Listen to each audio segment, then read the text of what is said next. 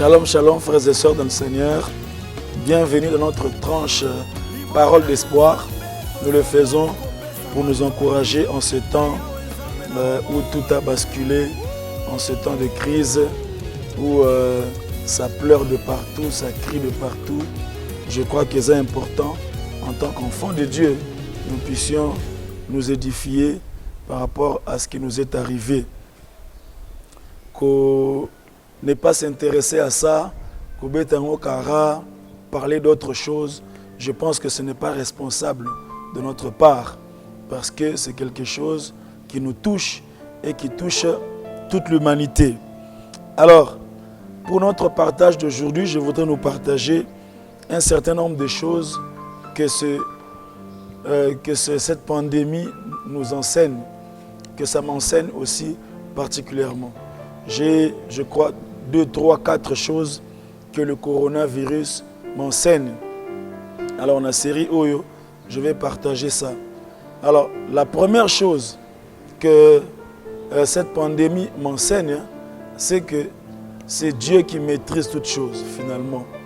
C'est Dieu qui maîtrise toutes choses, c'est Dieu qui contrôle toutes choses. Parce que si tu vois ce qui nous arrive dans les médias, on suit les infos, nous nous rendons compte que l'homme est faible face à cette pandémie. Et en même temps, c'est comme une sorte de contraste. En même temps, tout le monde dit, les chercheurs, les scientifiques, ils disent que c'est quelque chose de viral, c'est une maladie, un virus qui peut ressembler plus ou moins à tout ce qu'on connaît comme malaria, typhoïde. On propose même des médicaments qu'on a déjà utilisés, la chloroquine, l'ivaquine, etc. En même temps, on les considère comme ça. En même temps, ça détruit et les hommes sont faibles par rapport à ça. La médecine est faible. Les chercheurs s'affaiblissent. Les grands hommes, les grands riches s'affaiblissent. Les gouvernements, les grands de ce monde, les grandes armées, tout le monde est faible par rapport à ça. Alors, quelle leçon nous pouvons tirer de ça? C'est que c'est seulement Adonai qui maîtrise toutes choses. C'est seulement Elohim, le Dieu créateur, le Tout-Puissant, le maître des temps et des circonstances, le roi de gloire, le créateur du ciel et de la terre. C'est lui et lui seul qui maîtrise toutes choses. C'est lui qui contrôle toutes choses. Il dit dans sa parole, arrêtez et sachez que je suis l'Éternel. Arrêtez et reconnaissez que c'est moi, Dieu. Bien-aimé dans le Seigneur, là où tout est confus, là où l'homme est faible, la solution, c'est Dieu. Là où la médecine ne peut rien faire, là où on nous dit ici en Afrique, attendez-vous au pire, notre seul soutien, c'est l'Éternel. C'est pourquoi je voudrais rappeler à quelqu'un à revenir à Dieu, à revenir à Dieu, à revenir à la source, à revenir vers le Créateur, lui qui maîtrise toutes choses, lui qui contrôle toutes choses. Revenons à Dieu, frères et sœurs, que cette épidémie nous interpelle et qu'il nous pousse à revenir vers l'Éternel.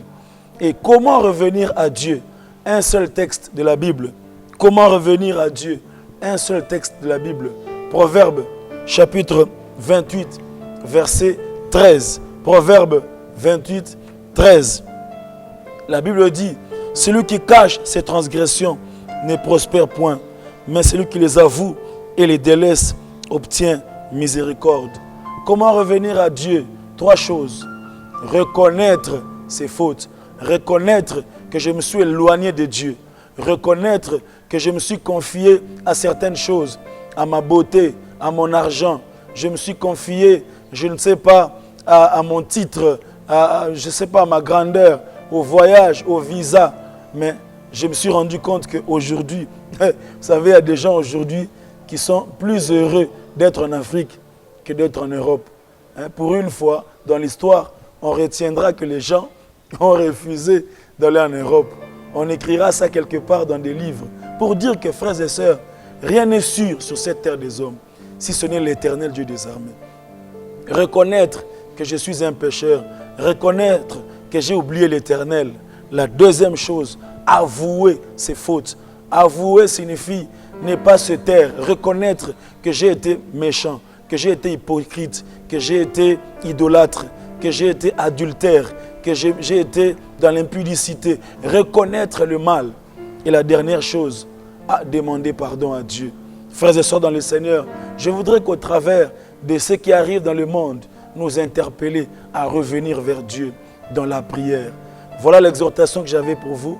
Et si cela a touché votre cœur, il y a des milliers de gens qui pouvaient suivre cette vidéo, mais Dieu a permis que tu sois le seul ou la seule personne qui ait suivi ça.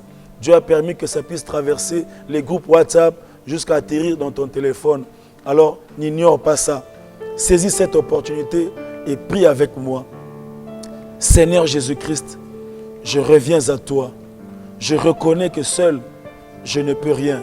Je reconnais qu'il n'y a que toi qui maîtrises toute autre chose.